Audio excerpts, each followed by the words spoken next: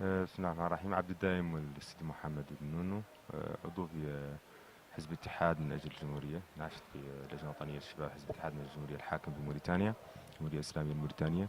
جئنا هناك وفد موريتاني للمشاركة في القمة المغاربية الأولى في مدينة العيون بالمملكة المغربية، التي كانت مبادرة قيمة من شبيبة الساقية الحمراء في مدينة العيون، والتي أردنا من خلالها أن تكون بادرة حسنة لتفعيل اتحاد مغاربي يشكل قطبا سياسيا في شبه المنطقة، يشكل قطبا تنمويا حتى استراتيجيا يعول عليه في النهوض ببلدان المغرب العربي.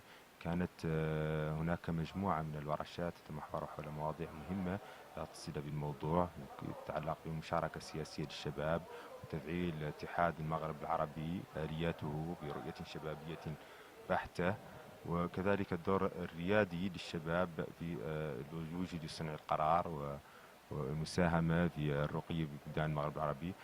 ستتمخض عن هذه القمة توصيات ستصل حكومات المغرب العربي، وسنعمل في القمة المغاربية الذي هو إطار سنسعى إلى تشكيله انطلاقا من إعلان العيون هذه القمة.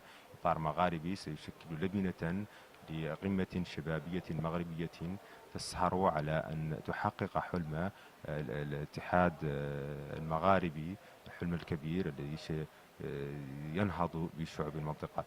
أشكر ساكنة العيون على كرم الضيافة وحسن الاستقبال، وشكرا للمملكة المغربية، شكرا لكل وفود الدول المشاركة.